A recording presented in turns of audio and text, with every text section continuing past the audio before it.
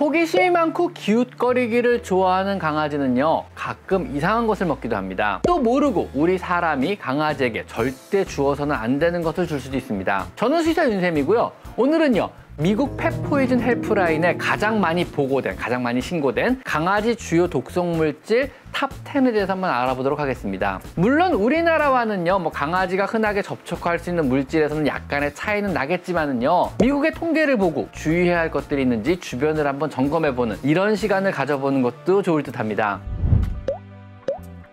먼저 첫 번째는 초콜릿이 있습니다. 초콜릿은요, 개에게 치명적일 수 있는 매우 위험한 간식입니다. 초콜릿에는 대부분의 동물에게 독이 될 수 있는 테오브로민이라는 알칼로이드계 각성 물질이 함유되어 있습니다. 다크 초콜릿의 주성분 중에 하나죠. 카페인, 모르핀, 코카인, 니코틴 같은 중독과 흥분을 야기하는 물질들이 대표적인 알칼로이드 계열의 화학물질들입니다. 개가 초콜릿을 섭취할 경우는요, 구토와 설사, 심한 위궤양을 일으키며 나아가서 중추신경계와 심장을 자극해 심장마비나 호흡곤란으로 사망에 이를 수도 있습니다. 우리나라는 초콜릿 중독이 그리 흔치 않은데요, 초콜릿이 굉장히 흔하고 많이 먹는 미국은 아마 많이 있나 봐, 이런 사고가요. 초콜릿에 따라 테오브로민의 함유량은요 다릅니다. 일반적으로요 100g 정도의 다크 초콜릿은요 작은 요크셔 테리어나 푸드를 죽일 수 있으며 200g 정도의 다크 초콜릿은요 레브라도 리트리버의 새끼를 죽게 할 수 있다 그럽니다. 초콜릿은 조심해야 합니다. 아셨죠? 두 번째는 자일리톨인데요, 슈거 프리 껌을 비롯해 각종 사탕이나 여러 음식물에 조미료처럼 설탕의 대체품으로 의외로 많이 사용되는 물질입니다. 소량으로도 강아지의 간송상과 저혈당을 유발하는 위험한 물질로요, 1kg당 100mg만 먹어도요 사망에 이르게 할 수도 있으니 절대로 먹여서는 안 됩니다. 조금만 먹어도요 간부전과 구토, 혈변을 유발할 수 있습니다. 자일리톨 중독은요 미국에서 굉장히 흔한 편이며 비만의 문제로 많은 음식에 설탕 대신 자일리톨이 들어간 것이 원인 중 하나가 아닐까 조심스럽게 추측해 봅니다. 그리고 세 번째는 소염진통제, 아세타미노펜이나 이부프로펜, 나프록센 등인데요, 이 생소한 이름의 물질들은요 우리가 흔하게 먹이는 타이레놀이나 소염진통제들의 주성분입니다. 코로나로 온 나라가 떠들썩한 요즘 시국에요, 가정마다 타이레놀이나 각종 해열 진통제들은요 이제 상비약이 돼버렸습니다. 그런데 이 해열 진통제들은요 사람에게서는 해열과 진통작용을 하는 좋은 약이지만은요 강아지에게는요 아주 소량만으로 심부전과 위궤양을 유발합니다. 물론 그러실 분은 안 계시겠지만은요, 강아지가 밤에 열이 난다고 집에 있는 타이레놀을 함부로 먹이셔서는 절대로 안 됩니다. 타이레놀을 포함한 각종 해열 진통제를요 강아지가 과량 먹었을 때에는요 구토, 침 흘림, 혈뇨,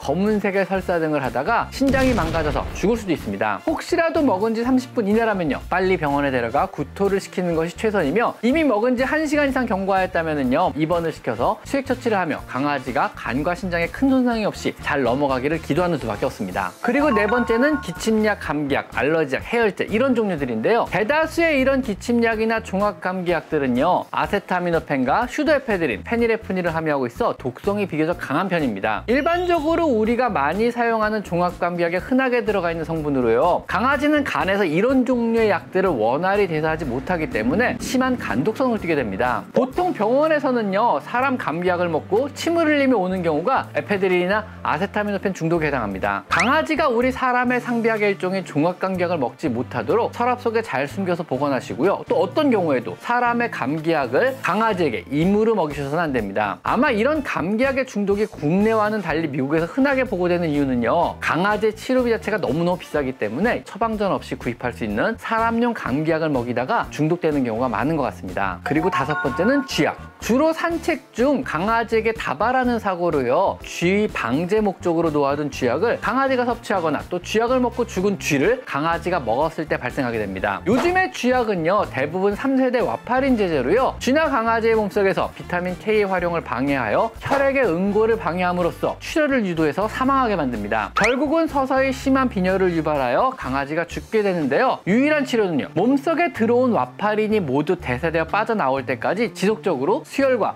산소를 공급하여 주는 치료를 해줘야만 하는 겁니다. 근래에 사용되는 쥐약이 대부분 3세대 와파린 계열의 제제이긴 하나 혹시 다른 성분일 수도 있기 때문에 쥐약을 놓은 방제 회사를 안다면은요 전화를 하셔서 어떤 성분의 약인지를 확인해서요 수의사에게 알려주는 것이 치료에 많은 도움이 됩니다. 참고로 경험상 세스코의 경우는요 3세대 와파린 제제를 살서제의 주성분으로 사용합니다. 그리고 6번째는 포도나 건포도가 있는데요. 원인은 모르지만은요, 아주 소량으로도 강아지의 신장을 완전 망가뜨려 버립니다. 구토와 설사를 유발하기도 하며 먹은 양과 상관이 없이 급성 신부전을 일으켜 사망에 이르게 할 수도 있습니다. 여기에는요, 뭐 건포도나 포도주스 혹은 포도 껍질이나 포도의 씨앗이나 포도 줄기도 포함되니까 포도 종류는 아무것도 안 주시는 것이 좋을 듯합니다. 사실 일부러 주시는 분들은 없고요. 포도를 먹고 남은 씨앗이나 껍질을 강아지가 쓰레기통을 뒤져서 먹으면서 주로 발생하는 사고에 해당합니다. 그리고 7번째는 곤충을 잡는 패치 종류들. 컴배트 같은 벌레를 죽이기 위한 플라스틱 패치로요, 국내에서도 굉장히 많이 사용됩니다. 주로 집에 홀로 있는 혈기왕성 강아지가 심심할 때 이런 사고가 다발합니다. 배고파서 먹는 경우는 없고요. 플라스틱 패치를 이리저리 씹으며 물고 뜯고 놀다가 먹어버려서 사고가 발생하게 됩니다. 그리고 8번째는 처방된 ADD나 ADHD 약물들. 사람에서요, 부주의나 산만, 집중력 저하, 행동 과잉, 충동 장애에 처방되는 약물로요, 국내에서는 처방이 흔치 않고요, 가정에서 보기도 힘든 약이지만은요, 미국에서는 처방이 의외로 많은 편입니다. 이런 종류의 약들은요, 중추신경계 흥분제 계통의 약물로요, 강아지에게 경련, 또 심장 발작, 혼수 및 사망을 유도할 수 있는 굉장히 주의를 요하는 약들입니다. 그리고 이건 좀 의외일 텐데요, 9번째로 글루코사민 같은 관절 보충제들. 사람에서 굉장히 흔한 영양제로요, 국내 가정에도 사실 많이 존재합니다. 심한 부작용은 없이요, 주로 설사를 유발하지만은요, 혹시라도 너무 많이 과량을 먹으면요, 간독성이 유발되기도 합니다. 이런 종류의 영양제는요, 우리가 쉽게 먹을 수 있도록 맛을 첨가하는 경우가 많아서 강아지가 매우 좋아하는 이런 영양제에 들어갑니다. 영양제도 많이 먹으면 중독이 되는 겁니다. 그리고 10번째는 산소 흡수제 및 실리카겔팩. 산소 흡수제나 실리카겔팩은요, 우리 강아지들의 여러 간식류나 뭐 트릿, 비프저키, 기타 여러 음식들에 흔하게 들어가는 작은 하얀색 봉지에 들어간 물질입니다. 주로 강아지가요, 우리 몰래 간식을 비닐째 뜯어 먹다가 같이 먹게 되며 철중독을 일으키거나 간 손상을 유발하게 됩니다. 작은 한 봉지 정도는 큰 문제는 안 일으키나 많은 양을 먹거나 작고 어린 강아지라면 문제가 될 수도 있습니다. 어떠셨나요? 여러분이 익히 이미 알고 계시던 물질도 있고요, 의외의 성분도 있지 않은가요? 오늘은요, 주변에서 흔하게 보이지만 혹시라도 강아지를 죽음까지 이르게 할 수 있는 물질들을 한번 알아봤습니다. 오늘은 여기까지 강아지 상담소였습니다. 감사합니다.